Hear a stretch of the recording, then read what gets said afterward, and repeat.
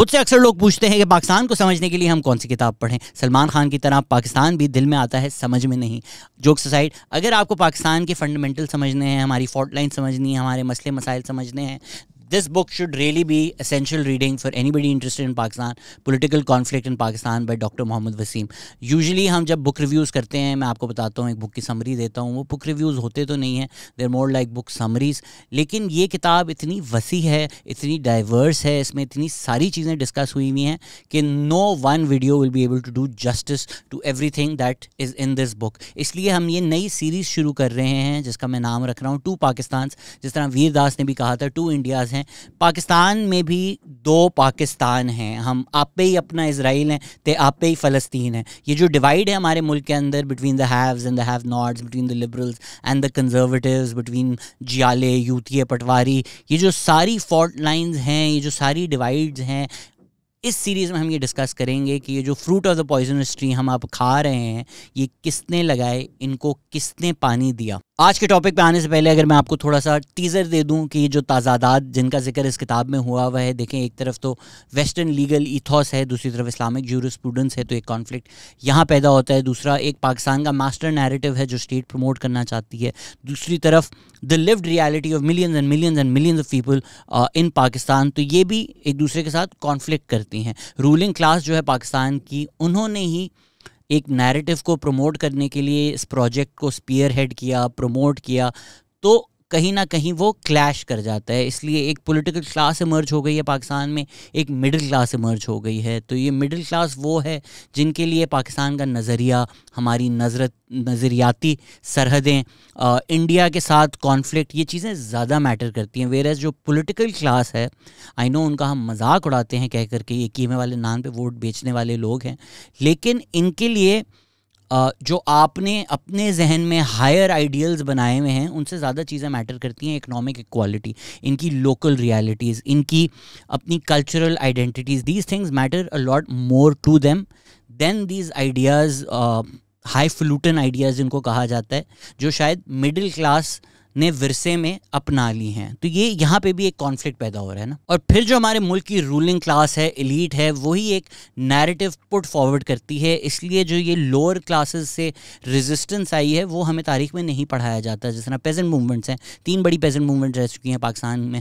ہاری movement 1950s 1960s, ہوش Nagar movement کے پی میں جو ہوئی تھی 1970s میں, پھر جو اوکاڑا فارمز کے اراؤنڈ, ملٹری فارمز کے اراؤنڈ سالوں سال فارمرز کی موومنٹ رہی ہے. یہ ہمارے مین اسٹریم نیریٹو میں سیپ ان نہیں کرتا ہے, یا جس طرح آپ کو تاریخ بتائی جاتی ہے, سمجھائی جاتی ہے, وہ ایک پرسپیکٹو سے, ایک بائس سے آلموسٹ پڑھائی جاتی ہے. ایک مقصد اچیو کرنے کے لیے ہسٹری کو مولڈ کیا جاتا ہے. اس لیے جب ہم اصلی تاریخ پڑھتے ہیں, یا میں کوشش کرتا ہوں ان سیریز میں ان کتابوں کا ذکر کر کے آپ کو ہسٹوریکل فیکٹس نکال کر دکھاؤں, تو کبھی کبھی جو لوگ پاک اسٹڈیز کو گھول کے پی چکے ہوتے ہیں ان کو وہ باتیں ہضم نہیں ہوتی. جس طرح ایون وہ جو کانفلکٹ ہے between Zulfikar Ali Bhutto and the industrialist, it's almost taken as a fact کہ جو نیشنلائزیشن ہوئی تھی وہ بری چیز تھی, کیونکہ جو انڈسٹریلسٹس ہیں, جو رولنگ فیملیز ہیں جنہوں نے ایوب خان کے ٹائم پہ سارا کنٹرول لیا ہوا تھا, وہی پھر آگے جا کے رولنگ کلاس بن گئی ہیں. اور ان کا جو ایک نیکسس ہے between the ruling elite, and it has nothing to do with their ethnicity اور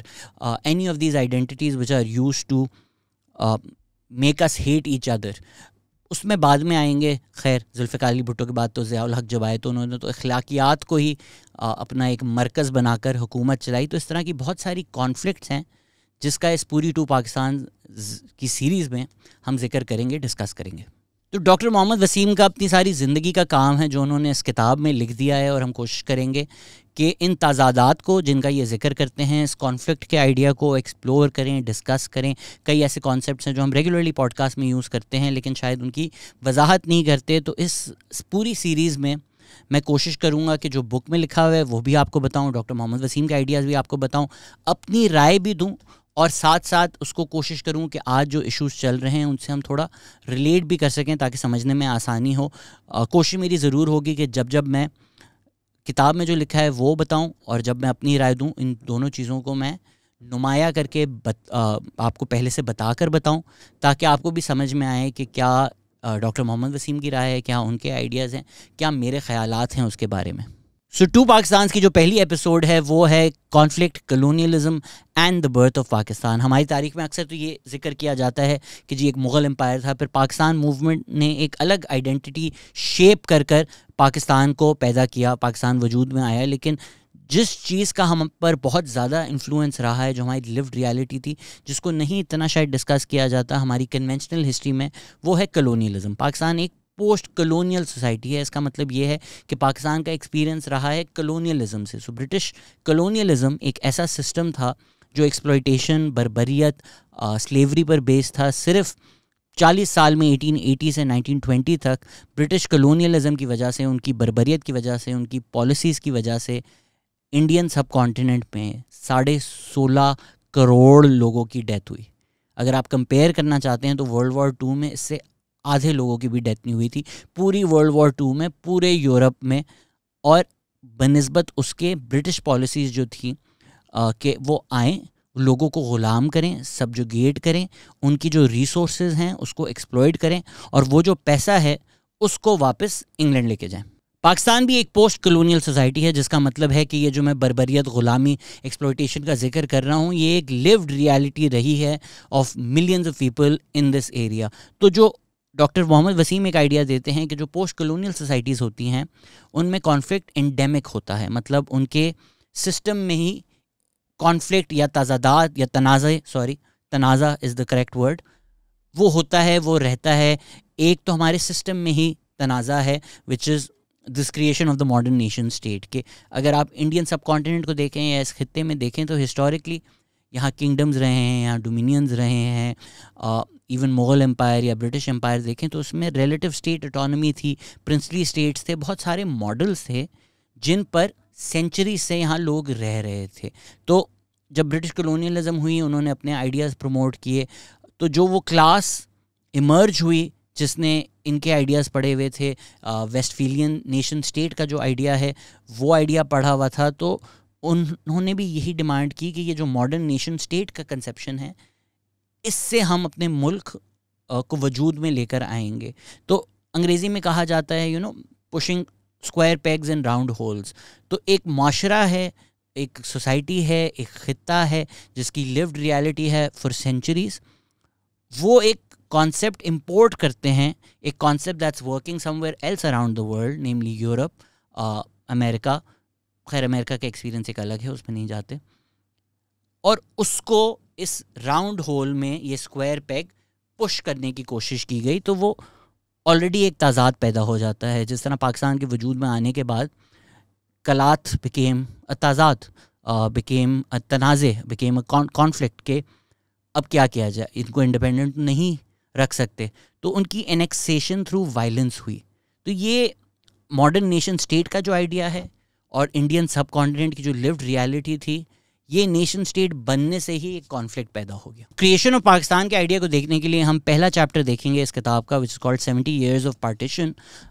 پاکستان بننے کی جو موومنٹ ہے وہ آپ لوگوں کو بتایا جاتا ہے کہ مسلمانوں کی ایک الگ آئیڈینٹی تھی، ایک الگ موومنٹ تھی. اس کے بارے میں ڈاکٹر وسیم کہتے ہیں جس چیز کا شاید اتنا زیادہ ذکر نہیں ہوتا، اس کو کہتے ہیں کہ based on this ideology as a mission mangled agenda, شناخت کو مذہب کی بنیاد پر بنایا گیا اور پھر اس کو ایکسکلوژنری کر دیا گیا. جب بھی آپ کسی شناخت کو کریٹ کرتے ہیں، when you say that this is who I am, you also say these people don't belong in this identity circle. آپ ایک سرکل بنا دیتے ہیں نا، اور اس سے باہر ہر کوئی ایکسکلوڈ ہو جاتا ہے. پاکستان بنتے ہی پاکستان کی آئیڈیا میں بیک ہی نہیں ہوا یہ ایکسکلوژنری آئیڈیا تھا. اس کو آپ ایز اے کانفلکٹ یہ سمجھیں اگر آپ سوچ رہے ہیں مسئلہ کیا ہے مذہب کی بنیاد پر ایکسکلوژنری آئیڈینٹی بنانا. تو مسئلہ یہ ہے کہ وہ سرکل کون ڈیفائن کرتا ہے، اور وہ سرکل شرنک ہوتا جا رہا ہے. اب دیکھیں آپ نے 1947 میں اگر کہہ دیا کہ بھئی ہم مسلم ملک بنانا چاہتے ہیں، تو then becomes a question of what is a Muslim then. اب the state has to contend with this idea which Pakistan has over the years. ہم نے کانسٹیٹیوشن میں بھی تبدیلی اس لیے کی ہے کہ بھئی اگر ہم کہتے ہیں کہ مسلمان ملک ہے تو مسلمان ہوتا کیا ہے. اس پہ کئی ذکر ہو چکا ہے کہ خود علماء، خود مولوی جو آئے تھے وہ بھی ڈیفینیشن نہیں مل کر اگری کر سکتے تھے کہ ایک مسلمان ہوتا کیا ہے. تو اگر شیعہ سنی کانفلکٹ پاکستان میں پیدا ہوتا ہے تو وہ اسی بیسس پہ ہوتا ہے نا کہ ہم مسلمان ہیں آپ مسلمان نہیں ہیں، یا آپ مسلمان ہیں ہم مسلمان نہیں ہیں. So that exclusionary act of when you draw a circle around you and you define it, کہ وہ جو ڈیفائن کر رہا ہے وہ سمہاؤ ایک پاور پوزیشن میں آ جاتا ہے، اور پھر جو ڈیفینیشن ہے وہ ایک پبلک بیٹل گراؤنڈ بن جاتی ہے. اسی سوچ کی آپ کو ایک مثال ملتی ہے جب ضیاء الحق کہتے ہیں کہ اگر ٹرکی اور ایجپٹ مسلمان ملک نہیں رہے، اسلامک ملک نہیں رہے، تو وہ پھر بھی ٹرکی اور ایجپٹ رہتے ہیں. لیکن اگر پاکستان اگریسولی اسلامک مشن پرسو نہیں کرے گا تو پھر پاکستان کیا رہ جائے گا؟ پاکستان تو انڈیا رہ جائے گا. So Pakistan is defined in a way where جو اس کی اسلامک آئیڈینٹی ہے وہ جو کنٹرول کرتا ہے، وہ جو ڈیفائن کرتا ہے، وہ سم ہاؤ سپرسیڈ کر جاتا ہے اوور ادر کنسیڈریشن. جس طرح ضیاء الحق کا ہم ذکر کر رہے ہیں، ضیاء الحق 11 سال حکومت کرتے ہیں، دا ول آف 20 ملین پیپل اس کو سپرسیڈ کر جاتی ہے. کیا چیز؟ ضیاء الحق کا ideological mission. Some how now آپ سب جو چاہتے ہیں ڈیموکریسی، کانسٹیٹیوشنز، یہ ساری چیزیں میٹر نہیں کرتی، کیونکہ کیا چیز زیادہ میٹر کرتی ہے؟ ضیاء الحق اسلامک مشن کہ وہ ڈیفائن کریں گے ان کا آئیڈیا اسلام کیا ہے، وہ نافذ کریں گے پورے ملک کے اوپر. اور یہ کرنے کا حق ان کے پاس کیوں ہے؟ کیونکہ پاکستان جو بنا تھا وہ اس لیے بنا تھا کہ یہ ایک آئیڈیولوجیکل مشن ہے کہ ہم نے یہاں پر اسلام کا قلعہ بنانا ہے.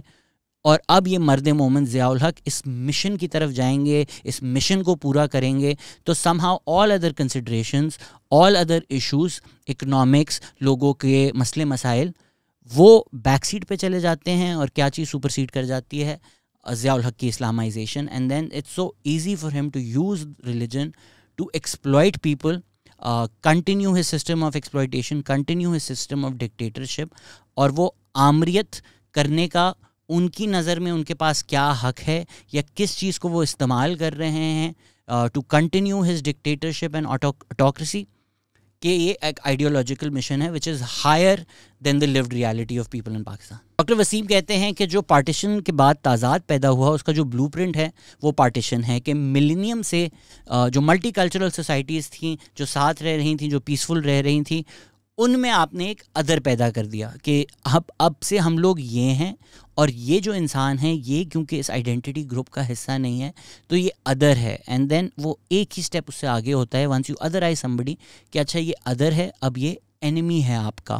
اگر ہم یہی چیز دیکھیں پارٹیشن میں پلے آؤٹ ہوتی ہوئی، تو لاہور جہاں سالوں سال ہندو، سکھ، مسلم فار سینچریز رہ رہے تھے، پیسفلی رہ رہے تھے، ہو سکتا ہے آپ کا نیبر بھی ہو سکتا ہے آپ لوگوں کے رشتے بھی ہوں، پر یہ جو لوکل ریلیشن شپس ہیں مائکرو لیول پر، آپ کی دوستیاں ہیں، آپ کی یاریاں ہیں، آپ کی جان پہچان ہیں، یہ میکرو لیول کلیویج اس کے اوپر آ جاتا ہے. کہ میکرو لیول اگر اب ہماری آئیڈینٹی ہے یا ہمارا مشن ہے کہ ہم ایک مسلمان ملک بنائیں گے، تو پھر وہ ایک تضاد پیدا ہو جاتے ہیں، کانٹرڈکشن پیدا ہو جاتی ہے، جو ہم نے پلے آؤٹ ہوتی ہوئی دیکھی لاہور کے اندر، پنجاب کے اندر زیادہ، سندھ کے اندر کم، بٹ سندھ کے اندر بھی، کہ اگر تو پاکستان ایک مسلمان ملک بننے والا ہے، پاکستان ایک مسلمان ملک ہوگا، تو یہاں ہندو کیوں رہ رہے ہیں؟ تو پھر یا تو ان کو بھگاؤ یا تو ان کو مار دو. تو once you create this other, that's the issue with otherization of a community, کہ جب آپ ایک ادر بنا دیتے ہیں تو وائلنس آلموسٹ انیویٹیبل ہو جاتا ہے. یہ چیز ہم نے 1947 میں انڈیا پاکستان میں دیکھی، یہ چیز ہم نے 1971 میں بنگلہ دیش میں دیکھی، یہ چیز ہم نے 2002 میں گجرات میں دیکھی. روانڈن جینوسائڈ کے بارے میں آپ اگر پڑھیں تو ہوٹو اور ٹوٹسیز ساتھ ساتھ رہتے تھے، اور ان کے اتنے ڈفرینسز بھی نہیں تھے کلچرلی، ان کے تھوڑے بہت فیشیل ڈفرینسز تھے، فزیکل اپیئرنس میں تھوڑے بہت ڈفرینسز تھے. ان ڈفرینسز کو وجوہات بنا کر ایک کمیونٹی کو ادرائز کر ایک پوری جینوسائڈ ہوئی. ادرائزیشن ہوتی ہے ہمیشہ ایک منصوبے کے تحت، کہ جو ایک رولنگ کلاس ہے، جو ایک اپنے پولیٹیکل گولز اور موٹیوز اچیو کرنا چاہتی ہے، وہ آپ کو بتاتی ہے کہ ایک کلاس، ایک سرٹن گروپ آف پیپل، یہ لوگ آپ لوگوں کے دشمن ہیں، اور پھر سوسائٹی کو موبلائز کرتی ہے، پروپیگنڈا کو استعمال کرتی ہے سوسائٹی میں نفرتیں پیدا کرنے کے لیے. اس چیز کی ایک جیتی جاگتی مثال آپ لوگوں کو آج اسرائیل میں نظر آ رہی ہوگی. اگر آج آپ اسرائیلی سوسائٹی کو دیکھتے ہیں کہ بھائی ان کے دل کیوں نہیں پسیج رہے، روز آپ ویڈیوز دیکھتے ہیں بچوں کے مرنے کی، ایک جینوسائڈ دیکھ رہے ہیں آپ فلسطین میں، ایک میسیکر دیکھ رہے ہیں آپ، ماس گریوز روز ڈسکور ہو رہی ہیں، تو کیسے انسان اس طرح سوچ سکتا ہے کہ جب ایک نیو بورن بیبی مرے تو اسرائیل کے واٹس ایپ گروپس یا ٹیلی گرام گروپس جو لیک ہوتے ہیں اس میں کچھ لوگ اس طرح کی باتیں کرتے ہیں کہ فیوچر ٹیررسٹ کلڈ.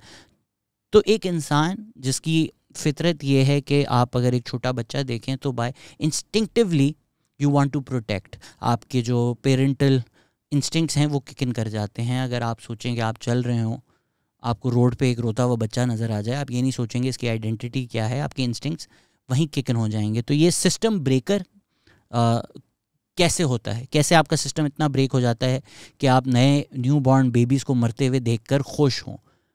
یہ چیز ہوتی ہے ادرائزیشن سے. تو اسرائیلی سوسائٹی میں پہلے عربس کو الگ کیا گیا, ان کے نیبرہڈز الگ کیے گئے, پھر ان کے روڈز الگ کیے گئے, پھر پروپیگنڈا کیا گیا ان کے بارے میں. میں نے اکثر پوڈ کاسٹ پہ جو ریبٹ کا ذکر کیا ہے وہ ایک بہت اچھی ایگزامپل ہے, ایک اچھا ایگزبٹ ہے اس چیز کا کہ نازی جرمنی میں جوز کے بارے میں یہی پروپیگنڈا, اس طرح کی ادرائزیشن کس طرح کی گئی تھی.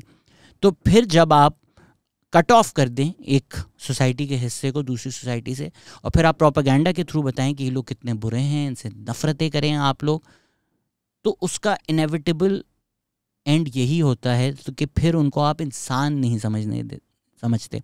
Otherization leads to dehumanization.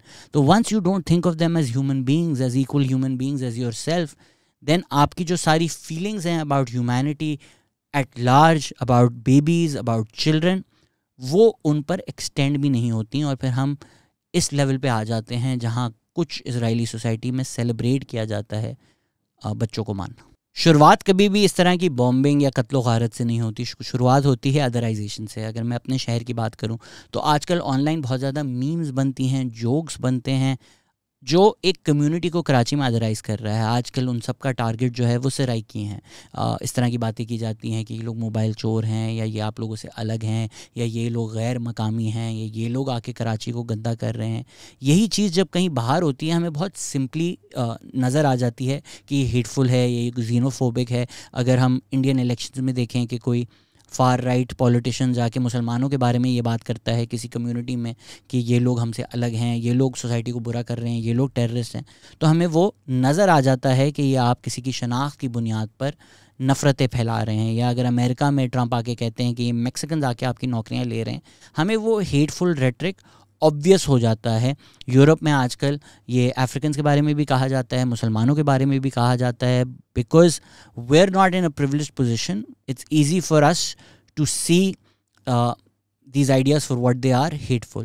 لیکن یہی جب ہم پاور پوزیشن میں آ جاتے ہیں, یا جب ہم کسی کے بارے میں ادرائز کر رہے ہوتے ہیں, ان سے نفرتیں پھیلا رہے ہوتے ہیں, تو وہ چیز ہمیں نظر نہیں آتی. لوگ ہنس ہنس کے میم شیئر کر رہے ہوتے ہیں کہ سرائکی آگے, سرائکی آگے. دیکھیں یہ ادرائزیشن اس لیے کی گئی ہے کہ ہم لوگ ان نفرتوں میں بٹے رہیں, اور اصل جو اکنامک مسئلے مسائل ہیں ان کی طرف فوکس نہ ہو. اصل میری نظر میں جو فرق ہے کراچی کی سوسائٹی میں, وہ امیر اور غریب کا ہے. لیکن اس طرح ہمیں پڑھایا نہیں جاتا, بتایا نہیں جاتا آپ کو کن چیزوں میں ڈیوائڈ کر کے رکھا جاتا ہے کہ یہ سندھی مہاجر کانفلکٹ ہے, یہ آپس میں اب لڑو مرو, تاکہ تم یہ نہ سوچو کہ ہم دونوں کو مل کر کون ایکسپلوئٹ کر رہا ہے. اس کا آپ اکنامک کمپوننٹ اس طرح سے دیکھ سکتے ہیں کہ اچھا ٹھیک ہے, ہم 1947 اینڈ آف دا ویڈیو میں ڈسکس کریں گے کہ یار ایک کیا کانفلکٹ پیدا ہوا between the NATO population and جو لوگ انڈیا سے آئے تھے, اس کو اینڈ میں ڈسکس کریں گے. لیکن وہ والا کانفلکٹ پشتون کمیونٹیز کے ساتھ تو نہیں ایگزسٹ کرتا. تو ہم نے جو سوراب گوڈ پہ واقعے دیکھے ہیں کہ سمت بانڈ ڈال دی جاتی تھی لوگوں کے کانوں میں, ناکوں میں, تو وہ پشتون مہاجر کانفلکٹ کیوں ہو رہے ہیں؟ وہ اکنامک بیسس پہ ہو رہے ہیں, رائٹ. بٹ آپ کو وہ اکنامک ایکسپلوئٹیشن والا اینگل نہیں سمجھا رہے. آپ کو وہ یہ نہیں سمجھا رہے کہ کوئی غریب مہاجر جس کو نوکری نہیں ملتی, اس کا جو دشمن ہے جس وجہ سے اس کو نوکری نہیں مل رہی, وہ ایک رولنگ ایلیٹ ہے, وہ ایک پاورفل گروپ آف پیپل ہیں جنہوں نے ریسورسز کے اوپر قبضہ کیا ہوا ہے. اس کو یہ بتایا جاتا ہے کہ تمہیں اس لیے نوکری نہیں مل رہی کیونکہ ایک سندھی تمہاری نوکری کھا رہا ہے. یا اگر ایک کوئی سندھی نوکری پہ جاتا ہے تو اس کو یہ بتایا جاتا ہے کہ بھائی جو مہاجر ہیں وہ کراچی کی ریسورسز کھا گئے. تو یہ آپس میں لڑتے رہتے ہیں. آپ اس کو اس طرح سے دیکھیں کہ ایک راجہ ہے جس کے پاس ایک محل ہے جس کے اندر دنیا بھر کی عیش و آرام ہیں, آڈیز ہیں, اینڈ لیس باغات ہیں, اور وہ ایک روٹی پھینکتا ہے پورے گاؤں میں, اور پھر پورا گاؤں اس ایک روٹی کے اوپر ٹوٹ جاتا ہے, اور وہ آپس میں لڑتے رہتے ہیں کہ اس کا زیادہ ٹکڑا مجھے ملنا چاہیے. اور وہ کبھی اس طرف مڑ کر یہ نہیں دیکھتے کہ ہم 100 لوگ ایک روٹی کے اوپر لڑ رہے ہیں اور ایک بادشاہ ہے جس کے پاس کروڑوں روٹیاں ہیں. That's how they keep us fighting amongst ourselves for the crumbs they throw off the table, so that we never question how you built that table for yourself in the first. اس metaphor کو مد نظر رکھتے ہوئے اگر آپ کراچی کو سمجھیں تو پھر آپ سے پوچھوں میں کہ کون ہے آپ کا دشمن؟ وہ جو نوکری کی تلاش کر رہا ہے, وہ جو سوراب گوٹ پہ اپنی دکان لگا رہا ہے, یا وہ عامر جو ہم سب کو لڑا کر پیسے لوٹتا جا رہا ہے؟ اگر کراچی کو آپ دیکھیں تو کچی آبادیاں توڑ کر اگر ہائی ویز بنائے جا رہے ہیں وچ کنیکٹ DHA ٹو بحریہ ٹاؤن, تو یہ کس کے فائدے کے لیے ہو رہے ہیں؟ یہی جو بلین سپینڈ کیے جا رہے ہیں غریبوں کے گھر توڑ کر روڈز بنانے کے لیے, یہ بلینز جو ہیں یہ شہر کی اپلفٹمنٹ کے لیے کیوں نہیں استعمال ہوتے؟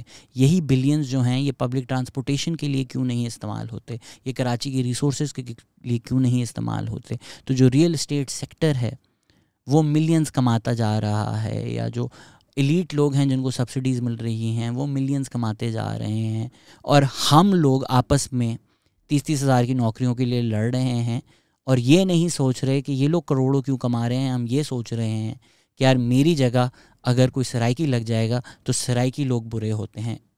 ان ہیٹفل زینوفوبک آئیڈیالوجی سے باہر نکل کر we need to understand the basic difference ان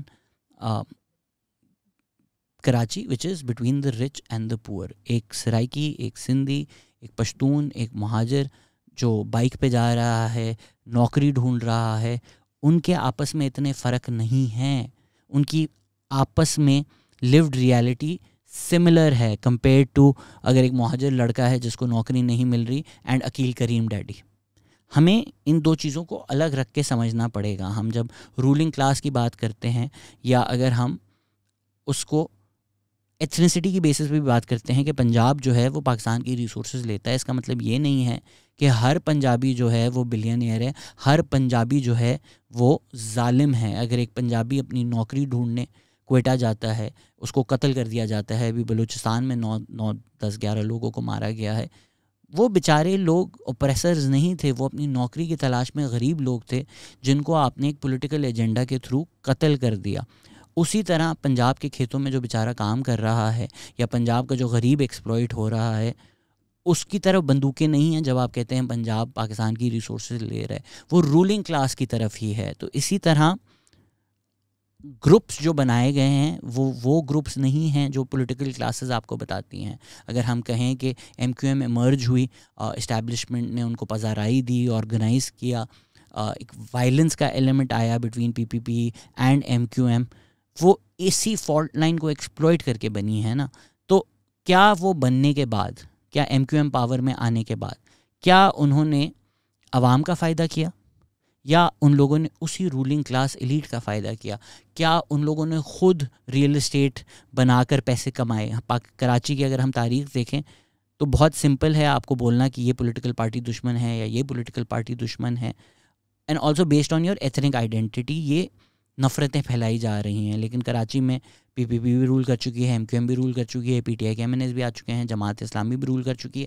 10-11 سال کی آمریت ملٹری ڈکٹیٹرشپ رہ چکی ہے. کیا کراچی کے مسئلے سالو ہوئے؟ کیا کراچی میں امیر اور غریب کا جو فرق ہے وہ کبھی کم بھی ہوا؟ مٹنا تو چلیں دور کی بات ہے. یا ان سب نے پاور میں آ کر رولنگ کلاس ایلیٹ کو ہی فائدہ دیا ہے, پرو عوام پالیسیز نہیں بنائی ہیں. عوام کو کبھی مذہب کی بنیاد پہ, کبھی ایتھنک آئیڈینٹی کی بنیاد پر آپ ووٹ لینے کے لیے مجبور اور ایکسپلوئٹ تو کر سکتے ہیں, لیکن پاور میں آنے کے بعد آپ انہی لوگوں کا فائدہ کرتے ہیں جو سالوں سال سے عوام کو ایکسپلوئٹ کر رہے ہیں. ہم یہ تو آپ ہمیں بتا سکتے ہیں کہ اچھا یار اس پارٹی نے وہ کیا, اس پارٹی نے یہ کیا, جس کی اس پارٹی نے ٹینکر مافیا چلایا, اس پارٹی نے ٹینکر مافیا چلایا, اس لیے DHA میں پانی نہیں آتا. لیکن یہ کوئی نہیں پوچھ سکتا کہ اگر DHA میں اتنا ہی کم پانی آتا ہے کراچی میں کہ آپ کے نلکوں میں پانی نہیں آ سکتا, تو اسی DHA میں اتنا بڑا گولف کلب کیوں ہے؟ کون پانی دے رہا ہے اس گولف کلب کو؟ اس طرح کے سوال آپ نہ پوچھیں, نہ آپ پوچھ سکیں. اسی لیے آپ کو بتایا جاتا ہے کہ مہاجر تمہارا دشمن ہے, سندھی تمہارا دشمن ہے, سرائکی تمہارا دشمن ہے. And this doesn't become violence over night. It starts from these ideas کہ آپ کا شہر ہے اور یہ غیر مقامی ہیں, یہ یہاں کے نہیں ہیں. جبکہ interestingly metropolitan cities around the world, اس میں ہمیشہ اکنامک اپرچونیٹیز کے لیے لوگ آئیں گے. اگر آپ نیو یارک سٹی جائیں, محلے سے محلے لوگوں کے ملک بدل جاتے ہیں. ایک لٹل پولینڈ آ جاتا ہے, ایک چائنا ٹاؤن آ جاتا ہے, ایک لٹل اٹلی آ جاتا ہے. تو ایک وہ ملٹی کلچرل سوسائٹیز ہے, پورے ایریاز ہیں جو ساؤتھ ایشین ہیں, جہاں اگر آپ کوئنز میں جائیں گے تو جہاں ڈیرا ہے وہاں آپ چل رہے ہوں گے, آپ کو لگے گا آپ کراچی میں چل رہے ہیں یا صدر میں چل رہے ہیں, سڑک پہ پان کی پھیکیں لگی ہوئی ہوں گی. So you shouldn't demonise these people who come to these metropolitan centres, because at the end of the day یہی لوگ شہر چلاتے ہیں. نیو یارک سٹی اگر چل رہا ہے وہ اس لیے چل رہا ہے کہ امیگرنٹ لیبر ہے وہاں پر. اسی طرح کراچی اگر چل رہا ہے, آپ ٹیلنٹ اٹریکٹ کر رہے ہیں, یہ ٹیلنٹ شہر کو چلا رہا ہے. ایسا نہیں ہے کہ کوئی پہاڑ سے چشمہ ہے جو پانی بہہ رہا ہے اور ہم کراچی میں سب لوگ پی رہے ہیں. کراچی کا پہیہ اس لیے چل رہا ہے کیونکہ یہ جو سارا لیبر ہے وہ کراچی میں آ کر خون پسینہ بہاتا ہے. وہ خون پسینہ بہانے والا آپ کا دشمن نہیں ہے, جو خون چوس رہے ہیں وہ آپ کے دشمن ہیں. اگر ہم واپس اس کو کتاب سے کنیکٹ کریں تو یہ کراچی میں ایتھنک مسئلہ نمایاں ہے, بٹ اگر نیشنل لیول پر یہی چیز پلے آؤٹ ہو رہی ہوتی ہے, جس طرح کراچی میں کوئی کبھی یہ نہیں کویشچن کرتا کہ کینٹ ایریا کتنا زیادہ ہے, کیا 50% سے 60% جو کراچی کا ایریا کینٹ ہے وہ کیوں ہے, وہ گورنمنٹ کے انڈر کیوں نہیں آتا, اس پہ کون کنٹرول کرتا ہے.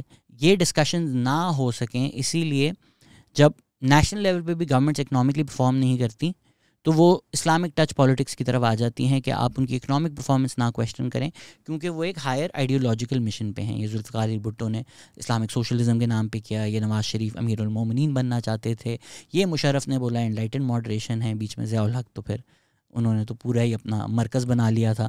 عمران خان نے اسلامک ٹچ پالیٹکس کیا. پی ایم ایل کیو کی جب اکنامک پرفارمنس کویشچن ہوتی ہے وہ کہتے ہیں بھائی ختم نبوت کا جو اوتھ ہے وہ اب نکاح نامہ میں بھی ڈال دو, ہر چیز میں بھی ڈال دو. وہ ایک کمیونٹی کو ادرائز کر کے کہہ کر یہ آپ کے دشمن ہیں, اپنے آپ کو اسلام کے نمائندے بنا کر اسلام کو یوز کر کے اپنے پولیٹیکل گولز چلاتے رہتے ہیں, عوام کو ایکسپلوئٹ کرتے رہتے ہیں. اگر ہم سوچیں کہ پی ایم ایل کیو ہی اگر اسلامک سسٹم نافذ کرنا چاہتی ہے پاکستان میں تو کیوں روڈا پی ایم ایل کیو کا پروجیکٹ ہے؟ کیا لوگوں کو لینڈ ان سے چرانا اسلامک ہے؟ کیا ملینئرز کے لیے ریئل اسٹیٹ بیچ کر پیسے کمانا اسلامک ہے؟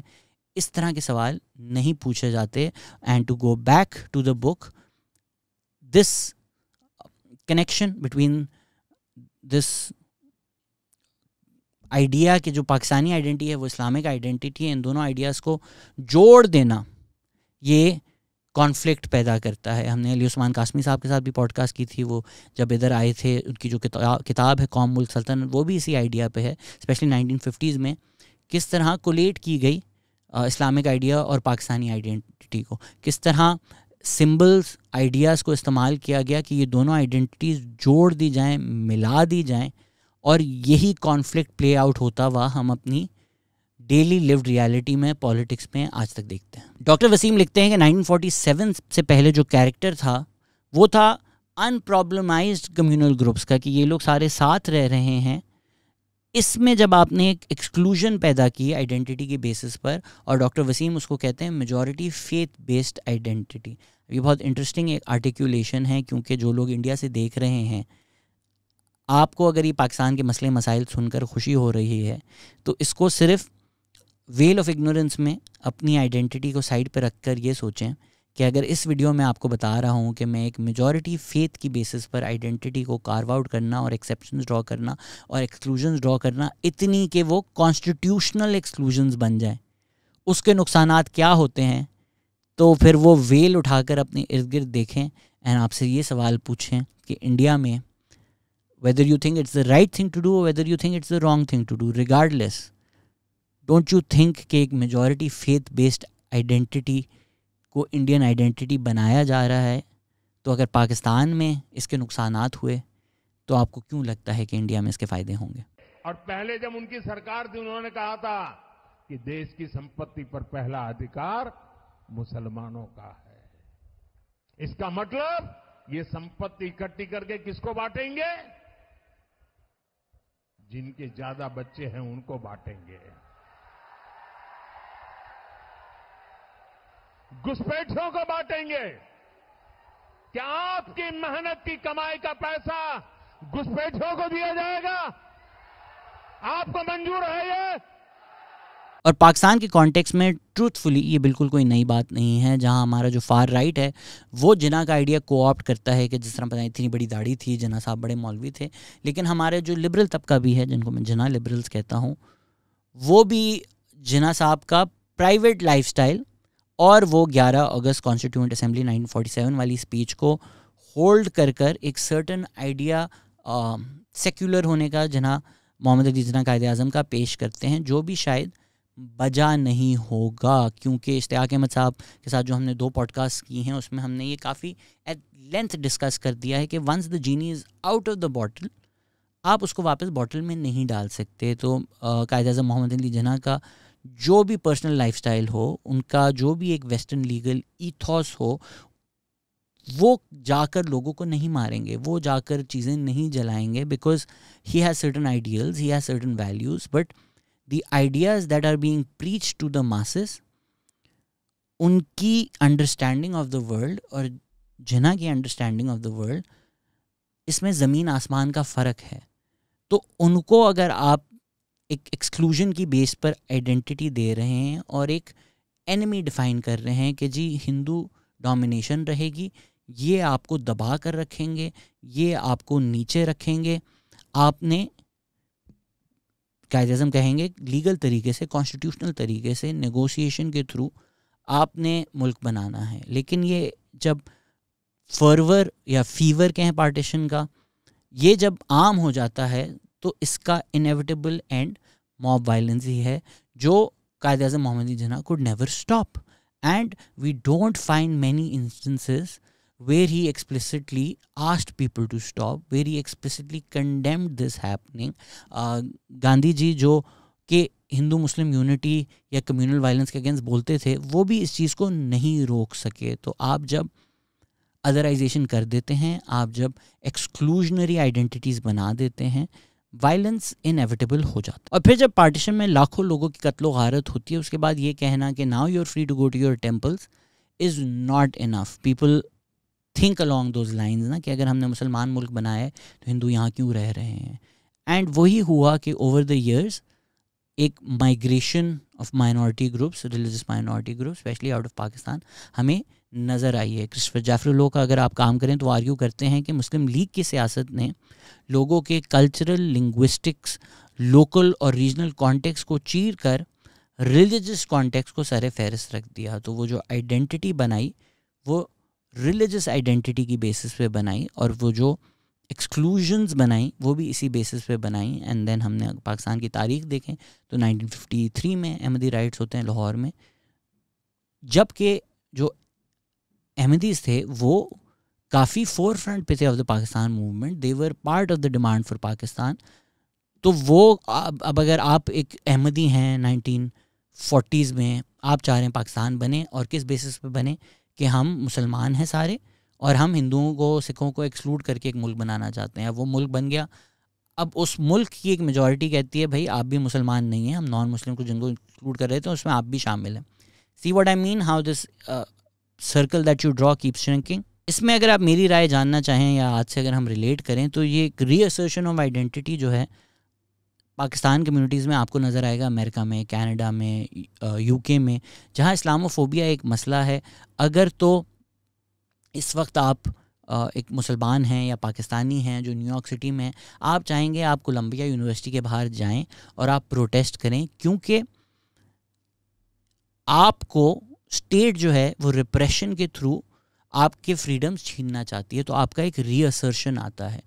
तो ये जो रीअसर्शन ऑफ द मुस्लिम आइडेंटिटी, ये प्री-47 मुस्लिम माइनॉरिटी प्रोविंसेस में शायद इशू हो सकता है, जहाँ उनको लग रहा था कि जी मेजॉरिटी मुस्लिम नहीं है, ये डोमिनेट करेगी, हमारी जो स्पेस है वो श्रिंक हो जाएगी। ये शायद मेजॉरिटी मुस्लिम प्रोविंसेस का मसला था ही नहीं। अब इधर एक और तनाज़े ये पैदा होता है कि ये जिन लोगों की लिव्ड रियलिटी थी about being a minority in a province, वो आके रूल करते हैं या ब्यूरोक्रेसी बन जाते हैं एक ऐसे खित्ते के ऊपर जहाँ ये शायद इतना एप्लीकेबल नहीं है, और वो खित्ते के लोग आपके लिए ایلین ہے. اس میں ڈاکٹر محمد وسیم لکھتے ہیں کہ یہ جو ایک آئیڈیا تھا یہی پاکستان کا, یا اس پاکستان کے آئیڈیا کو جس طرح ڈی جنریٹ کر کے کمیونل وائلنس بنا دیا گیا تھا, وہ سندھ میں نمایاں نہیں ہوا, کیونکہ سندھ میں جو ہندوز تھے نہ ان کو جاننے کا کوئی شوق تھا, نہ جو سندھ کے مسلمان تھے انہوں نے ہندوؤں کو نکالنا تھا یا کوئی منصوبہ تھا. ناٹ ٹو سے کہ یہاں بھی وائلنس نہیں ہوا, but in no way is the violence in Sindh compared to the mass violence that took place in Punjab. تو وہ کمیونل وائلنس کا جو اینگل ہے وہ پیریفریز پر جو ہمیشہ سے برٹش امپائر کی تھوڑی پیریفریز رہے ہیں, لیٹس سے سندھ بلوچستان, وہاں اس طرح سے نہیں بکا جس طرح maybe heartland which is Punjab وہاں بکا. اس وقت کے سندھی نیشنلسٹ بھی یہی کہتے تھے کہ بھئی ہمارے جو مشورے ہیں یہ کمیونل نہیں ہیں. اس میں جو ہم نے کراچی کی تھوڑی فالٹ لائنز ڈسکس کی, اس کو بھی اگر ہم 1947 میں لے کے جائیں تو ڈاکٹر وسیم لکھتے ہیں کہ سندھ میں جب مہاجر آئے تو ان کی جو دوستیاں تھیں یا رشتہ داریاں تھیں وہ بیوروکریسی کے ساتھ تھیں, ساتھ ہی ساتھ ان کے ایجوکیشن کوالیفیکیشن زیادہ تھیں. اگین جو برٹش کانسنٹریشن تھی یا جو چیزیں بنائی گئی تھیں وہ ہارٹ لینڈ میں زیادہ تھیں. سندھ پھر بھی تھوڑا پیریفری ہے, تو وہاں یونیورسٹیز بھی کم تھیں, اپرچونیٹیز بھی کم تھیں. تو جو لوگ آ رہے تھے they were better educated, they had more opportunities, they had more resources, ان کو لونز زیادہ آسانی سے مل جاتے تھے.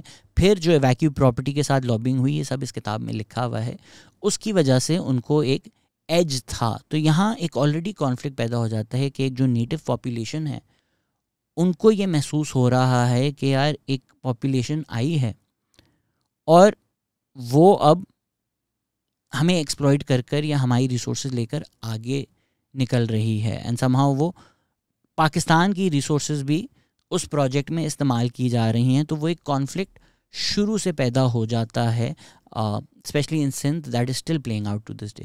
اس میں پنجاب اور سندھ میں تھوڑا فرق یہ بھی ہے کہ پنجاب سے جو مائگریشن ہوئی وہ اکراس پنجاب ہوئی, وہ رورل ایریاز میں بھی بہت زیادہ ہوئی, ویئر ایز جو سندھ میں مائگریشن ہوئی وہ was an over whelming majority جو تھی اس کی وہ اربن ایریاز میں آئی, وہ رورل ایریاز میں نہیں گئی. تو یہ population was pretty much located in Karachi, Hyderabad, Sukkur. تو اربن رورل ڈیوائڈ بھی وہاں سے کریٹ ہو جاتا ہے جو پنجاب میں نہیں ہوا. اس لیے میں اب بھی اوائڈ کرتا ہوں یہ اربن رورل ڈیوائڈ یا یہ کانورزیشن. تھوڑا آف ہی لگتا ہے مجھے جب لوگ کہتے ہیں کراچی اینڈ رورل سندھ. یہ الگ کرنے کی کیا ضرورت ہے, کوئی نہیں کہتا Lahore and rural Punjab, Peshawar and rural کے پی, یا کوئٹہ اینڈ رورل بلوچستان. تو یہ کوڈ ورڈز آلموسٹ ہم نے بنا دیے ہیں کہ ہمارا کیا مطلب ہے اربن سندھ اور رورل سندھ سے. تو اس طرح کی کوڈڈ لینگویج کے تھرو ڈفرینسز کریٹ کرنا, اس چیز کو اوائڈ کریں. اگر آپ اس چیز کو اگین اسی زمرے میں سمجھیں کہ ایکسپلوئٹرز کون ہیں, رولنگ کلاس کون ہے, نہ کہ آپ کی ایتھنک آئیڈینٹی یا آپ کی مذہبی آئیڈینٹی کیا ہے. روزیٹا آرمیٹاج بھی اس پوڈ کاسٹ پہ آئی تھی, اگر آپ ان کی کتاب بھی پڑھیں تو وہ بتاتی ہیں کہ کس طرح 1950 تک کراچی کی بزنس کمیونٹی کا ایک اسٹرانگ ہولڈ تھا ملک کی اکانومی کے اوپر. 1955 سے 1960 تک ملک کا 50% واٹر سپلائی اور 50% پبلک ہاؤسنگ جو فنڈز تھے وہ کراچی میں آ رہے تھے, جبکہ کراچی کے پاس صرف 2% ملک کی پاپولیشن تھی. سو جو کراچی کی بزنس کمیونٹی آئی ہے وہ فنڈز جو ہیں وہ انڈسٹریلسٹ کے پاس تھے. جب کچھ گورنمنٹ ریسٹرکشنز بھی لگاتی تھیں تو وہ لابی کر کے اپنے لیے ایکسیپشنز بنا لیتے تھے اور وہ مارکیٹ کنٹرول کرتے تھے. یہی جو ایلیٹ کیپچر ہے جس کا ہم آج ذکر کرتے ہیں, آج اس کی باتیں کر رہے ہوتے ہیں. ہمارے جو نئے فائنانس منسٹر ہیں جو رانا ثناء اللہ کہتے ہیں, پی ایم ایل این کے فائنانس منسٹر تو نہیں ہیں, وہ کہہ رہے ہیں کہ بھائی اگر آئی ایم ایف سے $6 بلین نہیں آئے ہمارے پاس تو ملک تو چل ہی نہیں سکتا. منیمم $6 بلین ہمیں چاہیے ورنہ تو ملک کا دیوالیہ نکل جائے گا. یہ حالات ہیں اس وقت ملک کے. اور آپ اگر 2021 کی UNDP کی رپورٹ پڑھیں تو وہ کہتی ہے $17.4 بلین پاکستان نے ایلیٹ سبسڈیز اور پریولیجز میں دیے ہیں. ایک طرف $6 بلین اگر نہیں آئے تو ملک کا دیوالیہ ہے, چل نہیں سکتا, پہیا ہی نہیں چل سکتا. ہم سارے جو 20 ملین 22 ملین 24 ملین لوگ ہیں ہم سب کا دیوالیہ نکل جائے گا. دوسری طرف وہی ملک ہماری ایلیٹ کلاس کو 3 گنا زیادہ $17.4 بلین کی پریولیجز اور سبسڈیز دے رہا ہے. تو جب ہم 1950s میں ذکر کرتے ہیں کہ ایک رولنگ کلاس ایمرج ہوئی, آپ ان کی ایتھنک آئیڈینٹی پر نہ فوکس کریں, آپ فوکس کریں اس ایلیٹ کیپچر پہ جس کا محبوب الحق کہتے ہیں 22 فیملیز ملک کی بیشتر ریسورسز کو کنٹرول کرتے ہیں اور وہ آج تک کرتے آ رہے ہیں. اگین اگر کراچی میں کوئی غریب مہاجر ہے, وہ عقیل کریم ڈیڈی کے پاس جا کے یہ نہیں کہہ سکتا میں مہاجر ہوں مجھے نوکری دے دو, نہیں ملے گی. نہ تو وہ عقیل کریم ڈیڈی, کیونکہ وہ سب سے میرے خیال سے کراچی کے امیر آدمی ہیں اس لیے میں ان کا نام لے رہا ہوں, لاکھ روپے اپنی ایتھنیسٹیز میں بانٹ رہے ہوتے ہیں. ایتھنیسٹی کا اس چیز کو رنگ دے کر نفرتیں ہی پیدا ہوتی ہیں اور چیز کو آپ نہیں سمجھتے, یا آپ کو بتایا جاتا ہے کہ یہ آپ کا دشمن ہے. اگر آپ سوچتے ہیں سندھی آپ کا دشمن ہے, تو جو سندھی وڈیرا ہے وہ اس بیسس پہ ایکسپلوئٹ کرتا ہے لوگوں کو کہ یار ان کی ایتھنیسٹی کیا ہے, یا وہ اپنے فارم لینڈز پر غلام بنا کر رائٹس نہ دے کر لوگوں کو ایکسپلوئٹ کر رہا ہوتا ہے جو کہ سندھی ہیں. تو آپ کو کیا لگتا ہے کہ بیشتر جو سندھ ہے وہ وڈیرے ہیں, یا یہ وہ لوگ ہیں جو ان کی کھیتوں پہ غلاموں کی طرح کام کر رہے ہیں, جن کو اکثر پیسے بھی نہیں ملتے, کھانا وانا مل جاتا ہے یا رہنے کی اجازت مل جاتی ہے, which is اکن to sleeve labour. اس طرح کی بھی ایکسپلوئٹیشن چل رہی ہے. سو وہ بیچارہ ایکسپلوئٹ ہو رہا ہے یہ سوچ کر کہ مہاجر میرے دشمن ہیں, مہاجر ایکسپلوئٹ ہو رہے ہیں یہ سوچ کر کہ سندھی ہمارے دشمن ہیں, اور سندھی مہاجر ہم سارے لوگ مل کر یہ نہیں سوچ رہے کہ یار جو ایک امیر رولنگ کلاس ہے اس کی آپ تھرو لائن کیسے ڈرا کر سکتے ہیں, right from post 1947 to today. How have these people continued to stay on top, continued to draw exceptions for themselves, not pay their due taxes, and take elite subsidies and privileges from governments. وہ government اپنے آپ کو Sindhi government کہے, وہ government اپنے آپ کو MQM government کہے, وہ گورنمنٹ اپنے آپ کو PTI گورنمنٹ کہے, وہ گورنمنٹ اپنے آپ کو ملٹری گورنمنٹ کہے. آپ کی جو فائنینشیل ایلیٹ ہے اس کا نیچر آف بزنس نہیں بدلتا. اور کیوں ہم یہ چیز نہیں سمجھ سکتے, کیونکہ ہمیں یہ ڈفرینس بتانے کے بجائے یہ بتایا جاتا ہے کہ یار یہ والا اب ہینڈسم ہے, اس کی شکل دیکھو, یہ پٹواری جیالے جو ہیں یہ بچا کے آپ کو نیا نظام لائے گا. کوئی یہ سوال نہیں پوچھتا کہ بھائی جو ایکسپلوئٹ کر رہی ہے کلاس, جو ایلیٹ سبسڈیز ہیں, اگین یہ 2021 کی میں آپ کو رپورٹ بتا رہا ہوں, تو یہ PTI کی گورنمنٹ تھی, یہ کیوں نہیں کم ہو رہی.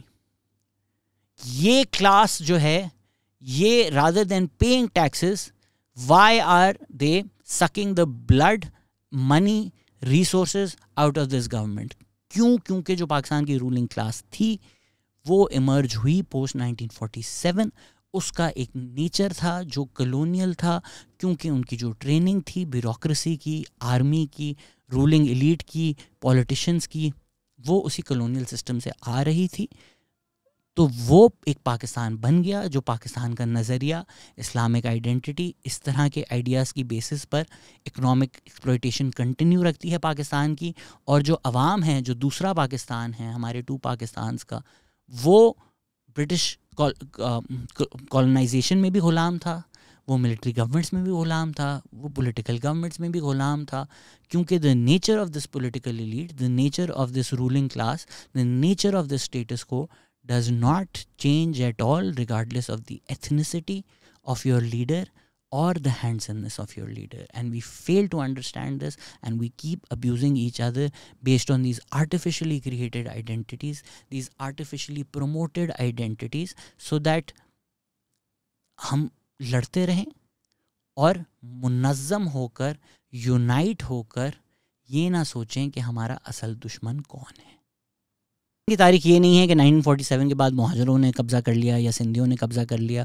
پاکستان کی یہ تاریخ ہے کہ کچھ ٹریڈرز گجرات سے آئے تھے جن کو انسینٹیوز دیا گیا, جن کو لونز دیے گئے, جنہوں نے گورنمنٹ کے ساتھ رشتے بنا کر انڈسٹریز لگائیں, فائدے لیے, اور وہی رولنگ کلاس بن گئی آگے جا کر. That doesn't mean everybody who came was part of that ruling elite. وہ کچھ فیملیز تھیں, وہ کچھ لوگ تھے جو سارٹ آف پاکستان پروجیکٹ کے اپنے آپ کو انہیریٹر سمجھنے لگ گئے.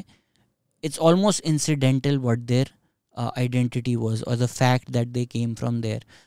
وی focus too much on these differences, جس کی وجہ سے وائلنس یا کمیونل وائلنس بنتا ہے یا اس کو فروغ دیتی ہے. اس ڈفرینس کو سیٹ اسائڈ کریں اور فائنینشیل ڈفرینسز, فائنینشیل ایکسپلوئٹیشن کا جو ہے سلسلہ اس کو دیکھیں. جب ضیاء الحق آئے تو انہوں نے کوشش کی کہ کراچی سے جو ہے یا سندھ سے جو ہیں یہ موو کر کے ایک پنجابی ایلیٹ کو بھی کریٹ کیا جائے. تو just because the ethnic nature of the elite some what change, یا ملٹری فیملیز میں بھی اب وہ ایک فائنینشیل ایلیٹ بننا شروع ہو گئی, بننا تو پہلے شروع ہو گئی تھی, زیادہ ہو گئی. اس کا مطلب یہ نہیں ہے کہ ملک بدل گیا یا ملک کی تقدیر بدل گئی. اینڈ ایون رائٹ ناؤ جو پولیٹیشنز آتے ہیں جو چینج کا وعدہ کرتے ہیں, they don't want the system to change, they just want to be a part of that elite class. آپ کو استعمال کر کے وہ اپنے آپ کو پش کر کے اسی ایلیٹ کلاس کا حصہ بن جاتے ہیں. اب میں آپ سے یہ سوال پوچھنا چاہوں گا کہ جو سرائکی کراچی میں آ رہا ہے اور نوکری کر رہا ہے وہ آپ کے وسائل چوری کر رہا ہے, یا وہ آدمی آپ کے وسائل چوری کر رہا ہے جو غریبوں کی زمین لے کے 46,000 ایکڑز کا بحریہ ٹاؤن بناتا ہے؟ کون بنانے دے رہا ہے اس کو؟ اگر ہم کہتے ہیں کہ بھائی سندھ کے نام پہ PPP پالیٹکس کرتی ہے اور سندھ کی عوام کے ساتھ ہے, تو وہ روٹی کپڑا اور مکان تو ملک ریاض کو دے رہے ہیں آپ کو, اور مجھے تو نہیں دے رہے. روٹی کپڑا اور مکان کا جو وعدہ ہے وہ غریبوں کے لیے تھا, وہ عوام کے لیے تھا, یا امیروں کے لیے مکان بنانے تھے؟ اگر ہم واپس کتاب کی طرف آئیں تو کراچی کے بارے میں اسپیسیفکلی یا سندھ کے بارے میں ڈاکٹر محمد وسیم ضرور لکھتے ہیں کہ جو پاپولیشن آئی تھی سارٹ آف ڈیفائڈ اسیمیلیشن. کراچی کا اگر ہم نیچر دیکھیں تو کراچی کا ایک ملٹی کلچرل سا ایک نیچر تھا. اگر ہم آج بھی تصویریں دیکھتے ہیں پری ضیاء الحق, تو وہ ایک انرشیا ہے پوسٹ 1947 کا جو کراچی کا کلچرل ایتھوس تھا, that sustained itself which was forcefully beaten out of the city with Zia ul-Haq. لیکن یہ سلسلہ شروع تو ہو گیا تھا 1947 کے بعد, کیونکہ ہم پری 1947 اگر دیکھیں کہ کراچی کا نیچر کیا تھا, a lot of the land was owned by Baloch over here. جو ہماری کلچرل ایلیٹ جس کو ہم کہیں گے یا انٹیلیجنسیا آرٹسٹ, اس میں بیشتر لوگ کراچی کی تاریخ میں ہندو تھے, پارسی تھے.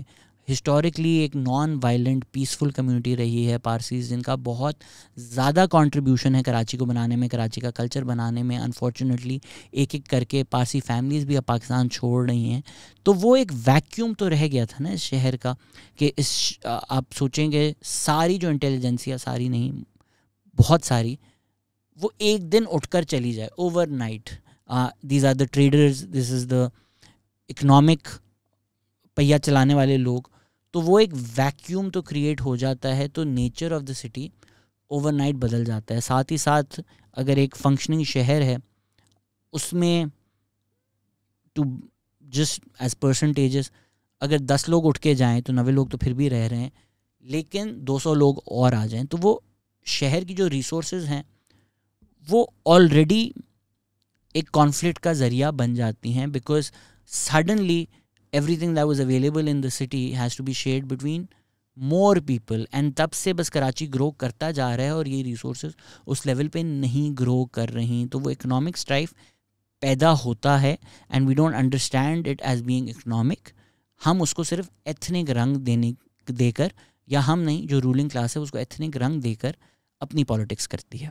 تو یہ جو کلیش ہے کہ پاکستان کا ایک ماسٹر نیریٹو ہے اور ایک لیوڈ ریالٹی آف ملینز, اس کو ہم اسٹو پاکستانز کی جو اگلی ایپیسوڈ ہے, جو سیکنڈ چیپٹر اس کتاب کا ماسٹر نیریٹو, اس کو ڈسکس کرتی ہے. آج کی ایپیسوڈ کا لب لباب سبب میں آپ کو صرف یہی دوں گا کہ ایون اگر ہم نازی جرمنی کو دیکھیں تو اوور نائٹ یہ نہیں ہوا کہ گیس چیمبرز بننا شروع ہو گئے. پہلے انہوں نے وقت تعین کیا کہ اس وقت جوز باہر آ سکتے ہیں, اس وقت جو دن ہیں وہ جوز کے ہیں, یا یہ نیبرہڈ جوز کے ہیں. پھر انہوں نے بولا کہ آپ لوگ بیچ پہنیں تاکہ آپ لوگ کلیئرلی آئیڈینٹیفائی ہو سکیں. پھر لوگوں کو گھروں میں جا کر الگ کیا گیا, اٹھایا گیا.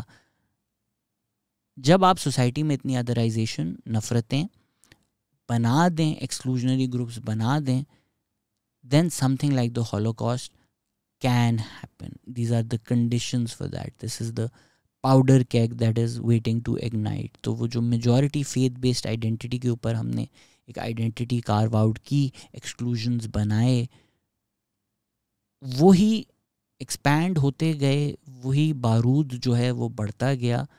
اور پھر پاکستان میں ہم نے جو وائلنس دیکھا یا جو کانفلکٹ دیکھی, اس کا کہیں نہ کہیں روٹ ہمیں 1947 پری 1947 ملتا ہے. ہماری پوری ایک سیریز ہے پاکستان لاسٹ, جس میں ہم بتاتے ہیں کہ ہسٹری انیویٹیبل نہیں ہوتی.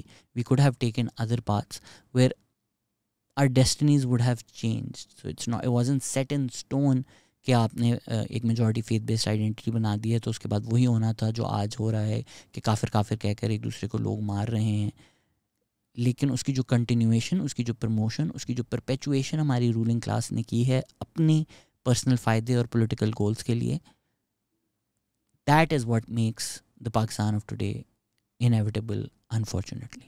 اختتام پر جرمن پیسٹر مارٹن مولر کی فیمس ایک سیئنگ ہے، پوم ہے، اس کو تھوڑا ماڈیفائی کر کے پاکستان کے کانٹیکس میں آپ کو سنانا چاہوں گا کہ سب سے پہلے انہوں نے کہا کہ ہندو کافر ہیں، میں نے کچھ نہیں کہا کیونکہ میں ہندو نہیں تھا. پھر انہوں نے کہا کہ احمدی کافر ہیں، میں نے کچھ نہیں کہا کیونکہ میں احمدی نہیں تھا. پھر انہوں نے کہا کہ شیعہ کافر ہیں، میں نے کچھ نہیں کہا کیونکہ میں شیعہ نہیں تھا. آج وہ کہہ رہے ہیں میں کافر ہوں، اور کوئی بچا ہی نہیں جو میرے لیے آواز اٹھا سکے.